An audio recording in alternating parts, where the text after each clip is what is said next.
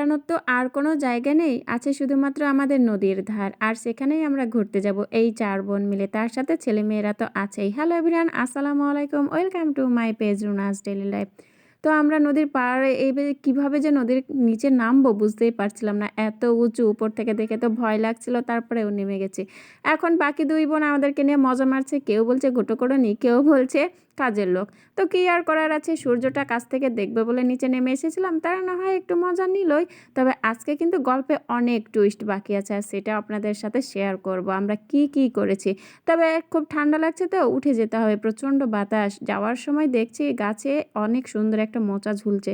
মন চাইছিল মোচাটা ছিঁড়ে নিই, কিন্তু না, চুরি করা ঠিক হবে না, তাই সেটা আর করতে পারলাম না। কিন্তু কি আর করব, দেখলাম, দেখেই চলে গেলাম। বাকি আবার দেখা না বেগুন তুলিতে ও ললিতে ইন্টারন্যাশনাল বেগুন চোর। চেহারাগুলো একটু নোট করে রাখেন। আজকে বেগুনের ভর্তা হবে, তাই চুরি হলো। চলো যাই। ও হ্যাঁ, গল্পের টুইস্ট কিন্তু বাকি আছে, দেখে অবশ্যই বলবেন কেমন হয়েছে। তবে আমরা একটু খেলাধুলাও করছিলাম, কারণ অনেক দিন কানামাছি খেলিনি, আর এভাবে খেলতে খুবই মজা লাগে। তো না খেলেই চলে যাব শুধু দাঁড়িয়ে থেকে ঘোরাফেরা করে। তো কলার মোচাটা যেমন সুন্দর ছিল, সেই বাগানে খেলাধুলা করতেও বেশ ভালোই লাগছিল। আর যাওয়ার পাকে আমরা কিন্তু খুব মজা করতে করতে গেছি। আর আপনারা দেখে অবশ্যই বলবেন না যে আমরা চোর, কারণ এরকম একটু মজা করতে কার না ভালো লাগে বলেন। তবে যেতে যেতে রাস্তার ধারে যে লাউটা ছিল সেটা কিন্তু দেখেইছি, সেটা কিন্তু আমরা নিয়ে নিই, কারণ লাউটা কচি ছিল।